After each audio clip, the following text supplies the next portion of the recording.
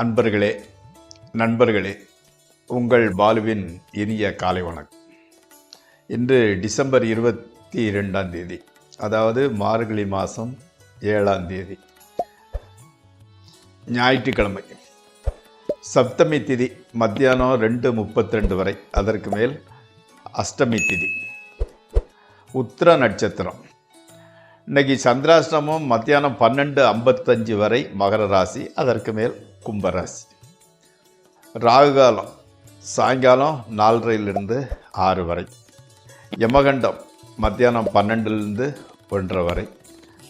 நல்ல நேரம் காலையில் 7:45 8:45 வரை, சாயங்காலம் 3 4.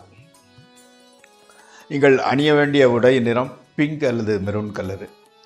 தவிர்க்கப்பட வேண்டியது ப்ளூ, பிளாக்கு, பர்பிள் கலர். சாப்பிட்றது கூட சப்பாத்தி, கோதுமை ரவை உப்புமா, கோதுமையில் செஞ்சது அல்லது பூரி சாப்பிட கொள்ளலாம். நண்பர்களே, இந்த ஜோதிட பாடத்தில் பரணி நட்சத்திரத்தில் பிறந்தவங்களை பற்றி பார்த்து கொண்டு வருகிறோம்.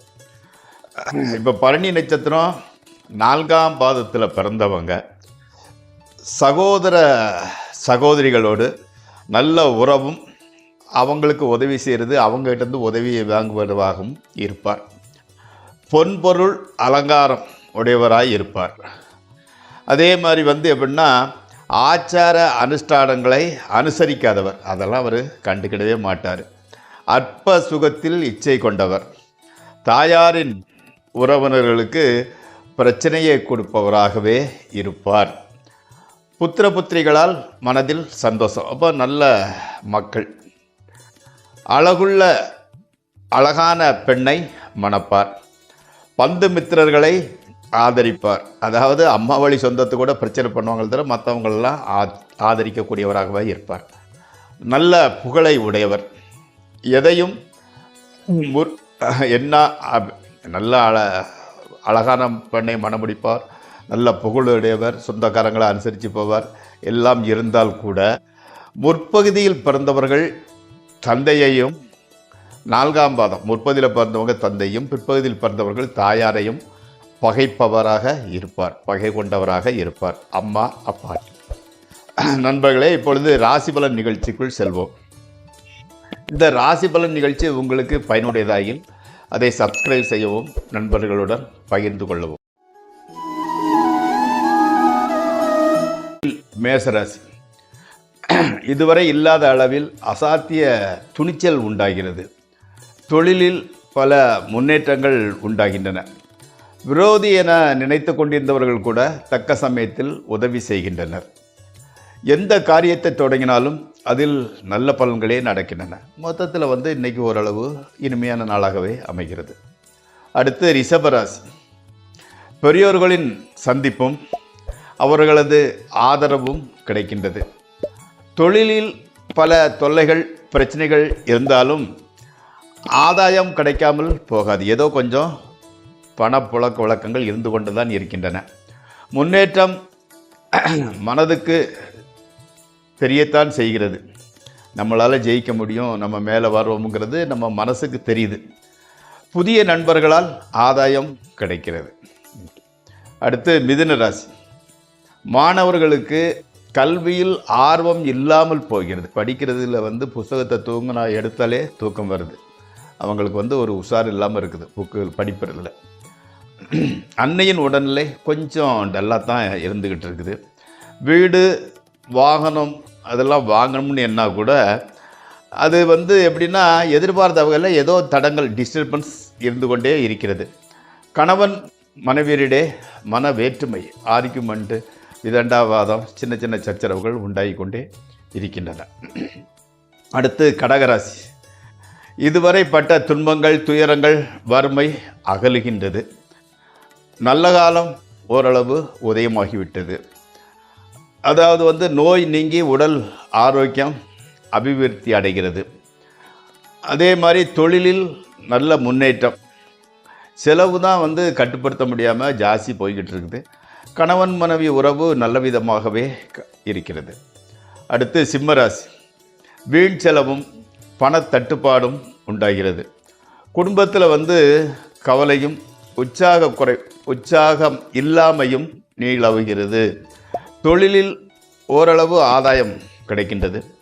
மேலதிகாரிகளால் அவங்க நல்லபடி பழகினா கூட பெரிய அளவில் அவங்க ரெக்கமெண்ட் பண்ணி நன்மை செய்கிறதுக்கு உதவி பண்ணலை. பழைய நண்பர்கள் உதவி புரிபவர்களாக இருக்கின்றார்கள். அடுத்து கன்னிராசி. குடும்பத்தில் ஒருத்தர் இருக்கிறதுல ஒருத்தர் நோய்வாய்ப்பட வாய்ப்புள்ளது. தொழிலில் கொஞ்சம் டல் பீரியட், மந்த நிலையே நடக்கின்றது. கணவன் மனைவி உறவு நன்றாக இருக்கின்றது. நண்பர்கள் சப்போர்ட்டிவாக இருக்கிறார்கள், அதாவது உதவியாக இருக்கிறார்கள். உறவினர்கள் சப்போர்ட்டிவாக இருக்க மாட்டாங்க, ஆதரவாக இருக்க மாட்டார்கள். உங்களை பற்றி உள்ள ஒன்று வெளியே ஒன்று தான் பேசிக்கிட்டு இருக்கிறாங்க. அவர்களுக்கு விரோதம் ஏற்படாமல் இருந்தால் அதுவே போதும். அவங்க நமக்கு உங்களுக்கு ஒன்றும் ஹெல்ப் பண்ண வேண்டாம், சண்டை போடாமல் இருந்தாலே சந்தோஷம். அடுத்து துளாராசி. உறவினர்களால் தொல்லையும் கவலையும் இன்றைக்கி வரும். கண்டிப்பாக வீண் அலைச்சலும் வேளா வேளைக்கு உணவு உண்ண முடியாமல் போகுவதும் நடக்கும்.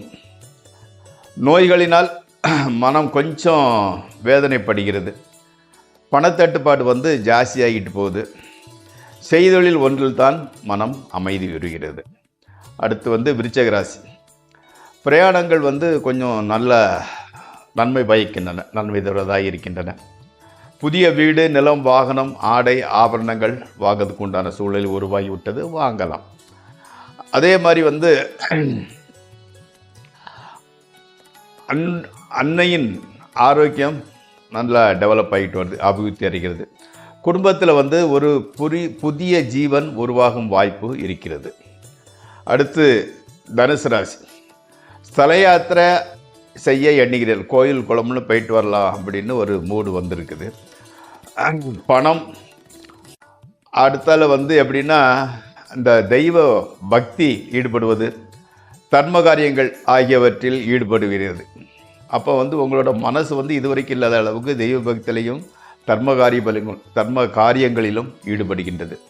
இதுவரை முற்றுப்பெறாது நின்ற சில காரியங்கள் முடிவடைகின்றன.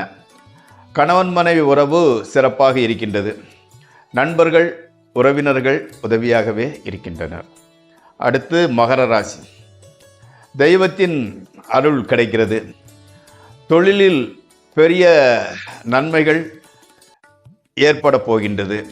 பொருள் உறவு நன்றாக இருக்கிறது. குடும்பத்தில் ஒரு சுபகாரியம் நடைபெறப் போகிறது. ஆனால் தகப்பனார் மூலம் மருத்துவ செலவு அதிகம் ஏற்படுகிறது. பதவி உயர்வு அல்லது ஊதிய உயர்வு கண்டிப்பாக கிடைக்கும். கணவன் மனைவி உறவு கூட நன்றாகவே இருக்கின்றது. அடுத்து கும்பராசி. மனைவி வழி உறவினர்களிடம் விரோதம் ஏற்படுகின்றது. அதே மாதிரி எப்படின்னா மக்கள் அவங்களால பணச்செலவு, அதை செய்யணும் இதை செய்யணும் அதை வாங்கக்கூடியன்னு அவங்களால செலவே ஜாஸ்தியாகிறது. தொழிலில் மன அமைதியும் உழைப்புத்தக்க ஊதியமும் கிடைக்கின்றது. வெளியூர் பிரயாணங்கள் ஏற்படும். ஆனால் அதனால் பெரிய நன்மைகள் எதுவும் கிடைக்கப் போவது இல்லை. புதிய சிநேகம் ஆபத்தானது, அதை தவிர்த்து விடுங்கள். அடுத்து மீனராசி. மற்றவர்களுக்கு உதவி செய்வதன் மூலம் பொருள் இழப்பும் வீண் விரோதமும் உண்டாகிறது. தொழிலில் மந்தமும் ஆதாயமின்மையும் நடக்கும். அதே மாதிரி உஷ்ண வியாதியாலும் விஷச்சந்து கட்டாலும் தீமை உண்டாகும். இந்த தேள் பூரா அதெல்லாம் கடிக்கிறதுக்கு வாய்ப்பு இருந்துக்கிட்டு கொஞ்சம் உஷாராக எச்சரிக்கையாக இருந்து கொள்ளுங்கள். நெருங்கிய நண்பர்கள் மாத்திரமே உதவுகின்றார்கள். கணவன் மனைவி உறவு ஓரளவு தான் நல்ல விதமாக இருக்கிறது. சிறிய மனக்குழப்பம் விரோதம் இருந்து கொண்டே இருக்கிறது. நண்பர்களே, இந்த ராசிபலன் நிகழ்ச்சி இத்துடன் முடிவடைகிறது. நாளை மீண்டும் சந்திப்போம். உங்கள் பால்.